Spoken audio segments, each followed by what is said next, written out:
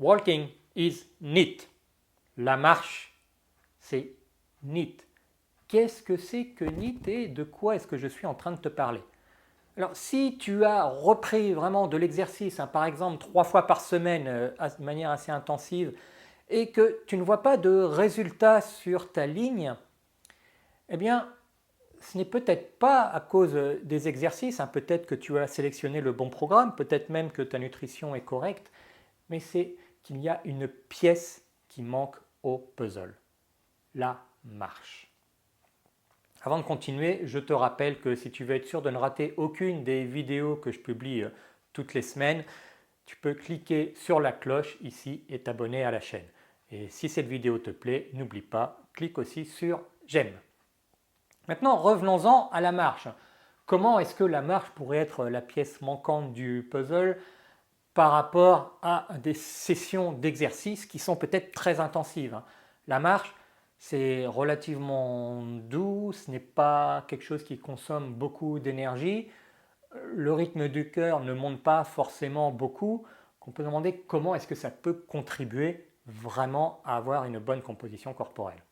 Alors, je vais passer rapidement sur d'autres effets bénéfiques de la marche qui font que c'est quelque chose que je recommande systématiquement à tous mes élèves en coaching. Parce que pour moi, déjà, quelqu'un qui va marcher régulièrement, il va probablement avoir 80% des effets bénéfiques sur la santé. Quand on marche régulièrement, on va avoir tendance déjà à se relever, à reprendre une meilleure posture. On va travailler de manière douce tous les muscles. C'est aussi le moyen de développer la capacité aérobie avec une activité à faible intensité. Ça permet d'avoir un meilleur fonctionnement des organes en général et notamment c'est très bon pour le cœur. Ça permet aussi de travailler la respiration de manière douce. Donc déjà la marche, pour moi en soi, c'est quelque chose de très bon pour tout le monde. Maintenant en ce qui concerne la composition corporelle et donc la réduction des graisses, on pourrait se demander est-ce que ça apporte vraiment quelque chose? Eh bien oui, en fait. Comme je l'ai dit, walking is neat. Qu'est-ce que c'est que NEAT? NEAT, c'est un acronyme anglais. N-E-A-T. Non-Exercise, Activity, Thermogenesis.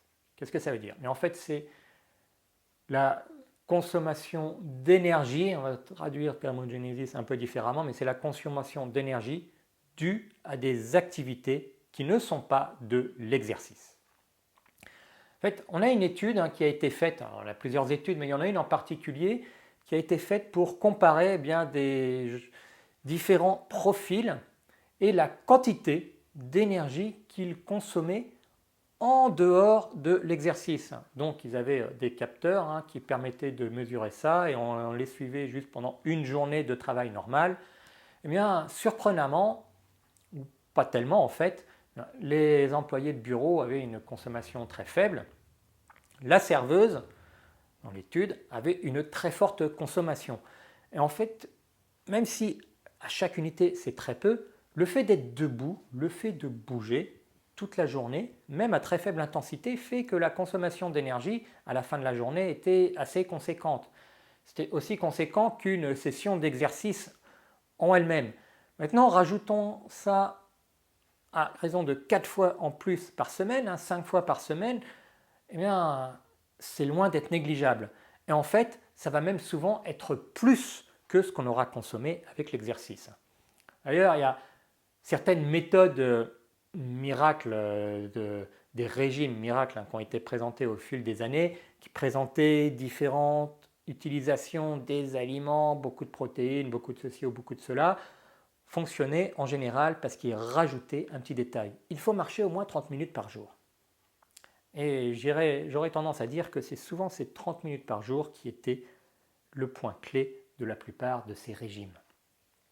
Parce que, en réalité, en plus de tous les avantages sur la santé qu'on a, c'est une consommation d'énergie qui est assez légère, mais qui est durable. C'est beaucoup de minutes. Le fait de se déplacer tous les jours à pied, on rajoute des minutes comme ça à une activité douce qui n'est pas traumatisante, que pratiquement tout le monde peut faire, qui est plaisante aussi, parce qu'en fait on se promène, on peut même marcher vite, mais ça reste de la promenade, qui permet de conserver aussi des fonctionnements normaux des articulations, qui permet de les utiliser dans de bonnes positions.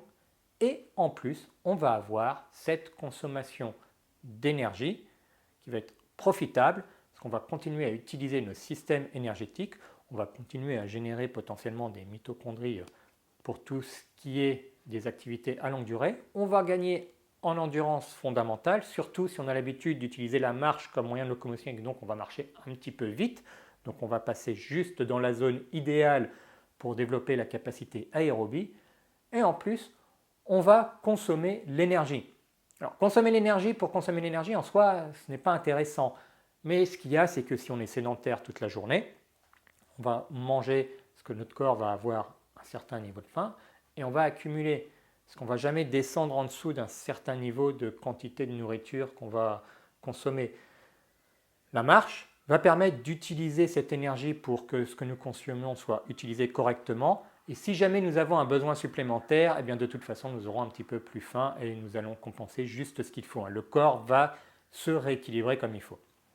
Donc la marche, c'est NEAT. Si tu ne vois pas les résultats de tes exercices, de ton programme d'entraînement, alors qu'a priori le programme est bon, il a peut-être même été fait par un coach professionnel, que tu fais tout correctement mais que tu ne vois pas les résultats, peut-être que c'est ça l'élément à ajouter. NEAT, c'est de l'activité physique qui n'est pas liée à l'exercice.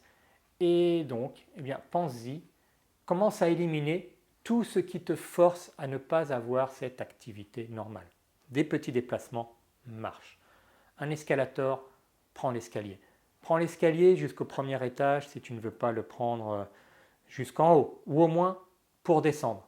Mais commence petit à petit à rajouter des activités physiques qui ne sont pas de l'exercice et tu vas voir que miraculeusement, sans rien faire de plus, sans fatigue, sans difficulté, ta composition corporelle va commencer à évoluer dans le sens que tu voulais.